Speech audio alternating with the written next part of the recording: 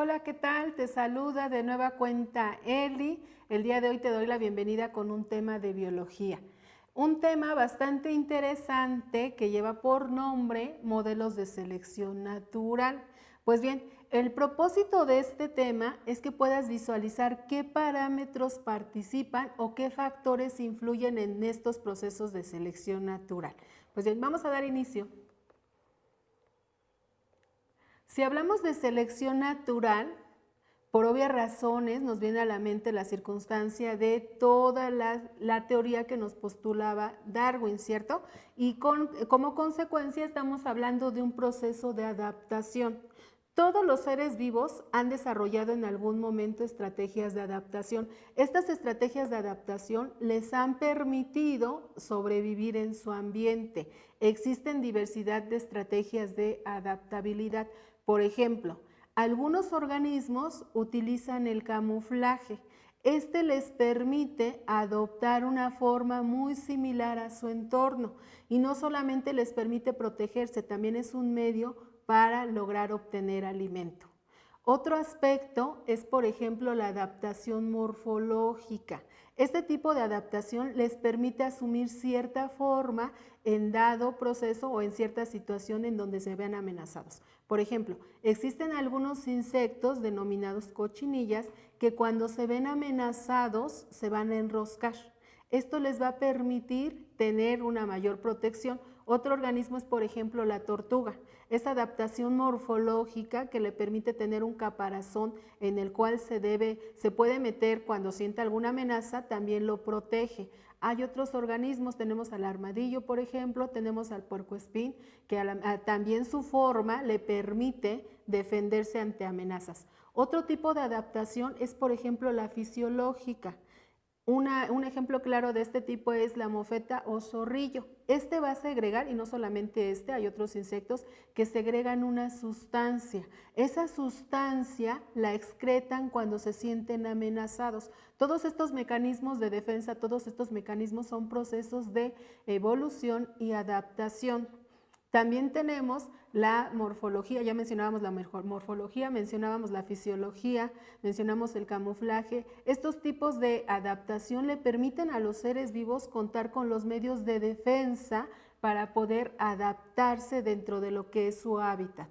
Entonces decimos, si nosotros hablamos de este proceso, que hay que recordar que está muy vinculado con la evolución, estamos hablando también de que estos genes o los genes juegan un papel muy importante. Recordemos que en la reproducción sexual existe la variabilidad genética y ese aporte de genes le da la posibilidad a un organismo de tener una mejor circunstancia para el proceso de adaptación. ¿Qué ocurre aquí? Los genes que son elegidos, esa genómica, esa cuestión de ADN, son los mejores. Se supone que es una competencia entre lo que son diversidad de gametos habitualmente de tipo sexual masculino, en donde el mejor es aquel que puede fecundar a los ovocitos. Por lo tanto, estamos hablando que hay una selectividad. También hablamos de lo que son la supervivencia. Esta variabilidad genética le da mayor rango de supervivencia a los organismos. Otro aspecto es que aquellos organismos o el modelo de selección natural nos muestra que aquellos organismos que mejor se adaptan a su entorno son aquellos que van a sobrevivir y tienen garantizado un linaje. Por lo tanto, como son más aptos para sobrevivir, se pueden reproducir en mejor manera y esto va a garantizar que haya una descendencia de la especie. Otro aspecto es que también mencionábamos que esta serie de lo que son características genéticas, esta serie de lo que son situaciones de genotipo, se pueden transmitir. Las generaciones futuras llevan garantizada esa parte de la variabilidad genética. Por lo tanto, pues esto les da un aporte para poder tener una mayor vida y poder tener una mayor circunstancia de postergar sus generaciones en este proceso de adaptación. Ahora, hay mecanismos que pueden mediarse con el asunto o relacionarse directamente con el asunto de la evolución. Por ejemplo, aquellos mecanismos que son considerados clave para los procesos evolutivos son las características de los descendientes. Una vez que hay variabilidad genética, estos genes, esta información hereditaria, se les va a transmitir a los descendientes. Estos, a su vez, van a ser una especie de selección en cuanto a lo que es las características genéticas, si existe la reproducción sexual. De esta forma, tendríamos aporte de los dos progenitores para poder mejorar esas características genotípicas. Otro aspecto dentro de estas características que se pueden heredar a la descendencia son las características físicas. Esas características físicas pueden ser la clave para que la especie pueda sobrevivir. Otra situación son las características fisiológicas que ya comentábamos, que en medida del buen funcionamiento de estos organismos puede ser su proceso de adaptabilidad. Este proceso pues les puede garantizar el que puedan prevalecer en un entorno o puedan subsistir. Otro aspecto son también las características conductuales. Los organismos están preparados para responder ante estímulos. Recordemos que una característica de los seres vivos es la irritabilidad y esta característica nos indica que somos seres, todos los seres vivos somos seres que vamos a actuar frente a estímulos, ya sea que estos estímulos sean positivos o negativos, vendrá como consecuencia una respuesta. Por lo tanto, también es una situación que nos da origen a un proceso evolutivo, nos da origen a evolucionar de acuerdo a lo que son los estímulos de nuestro medio.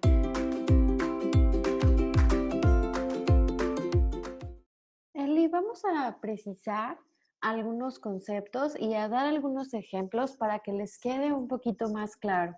Iniciaremos con la irritabilidad. Esta va a ser una de las propiedades fundamentales de los seres vivos y les va a permitir detectar cambios desfavorables en su medio ambiente en el cual se encuentran y reaccionar ante este cambio, evitando así que dichas propiedades lesionen su bienestar o comprometan su supervivencia. Otra característica es la característica reproductiva. En mayor medida que esa especie pueda tener la capacidad reproductiva, pueda llegar al desarrollo de los gametos, a la maduración de estos y posteriormente a buscar pareja en dado caso que fuese de tipo sexual, estamos hablando que es parte de lo que sería la dotación de ese material genético, esa variabilidad genética se pudiera presentar. Ahora, si hablamos de este asunto de la selección natural, también decimos que pueden ser adecuados los genes que se estén dotando para hacer mejoras a lo que es la descendencia. Por lo tanto, vamos a lograr que se tenga mayor índice o mejor índice de supervivencia y esto va a permitir que se puedan establecer o ceder a todo lo que serían la parte de los hijos y a la parte de la descendencia, las características habituales. Si hablamos de los modelos en sí, de lo que es este proceso de selección natural, vamos a hablar que existe, por ejemplo, modelos en donde se predomina la selección estabilizadora o normalizadora.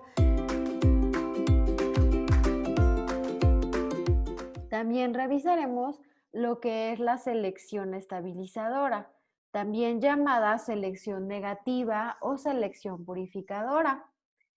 En esta se denotan que los extremos de una característica son seleccionados en contra, por lo que los organismos con características dentro del rango o promedio son los que más sobrevivirán. En este probablemente el mecanismo sea el más común dentro de la selección natural. Por ejemplo, los bebés de bajo peso al nacer van a tener una pérdida rápida de calor y también pueden ser más sensibles a las infecciones, mientras que los bebés que nazcan con un aumento de peso va a ser muy difícil que puedan pasar por el canal del parto, teniendo por lo consiguiente pues sufrimiento fetal, por lo que el peso normal será el que tendrá mayores probabilidades. Otra es la selección direccional o positiva. En esta se van a mantener los rasgos fenotípicos y genotípicos para garantizar que la descendencia pueda tener las mismas características y de esta manera se pueda dar origen a una especie mejor preparada para el entorno, a una especie que pueda tener ese proceso de adaptabilidad desarrollado de mejor forma. Ahora bien, veremos lo que es la selección disruptiva.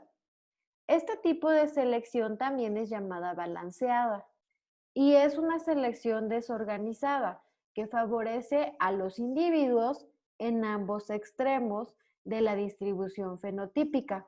En esta parte va simultáneamente a favorecer a los individuos de ambos extremos en una distribución de carácter biológico. En el color, por ejemplo, un caballito de mar que sea de color amarillo va a ser más atractivo y va a ser más fácil de que lo puedan detectar los depredadores y sea comida para ellos.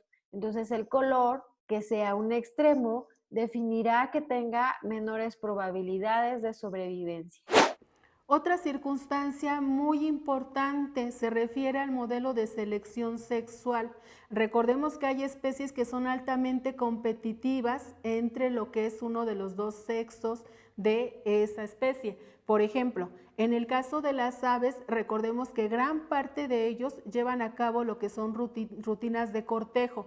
Este dimorfismo sexual, esa forma característica que habitualmente acompaña con colorido y ciertas situaciones en las cuales los machos tienden a realizar disciplinas de baile, situaciones en las cuales se desempeñan con ciertos sonidos, les llevan a atribuir esa parte de la selección sexual.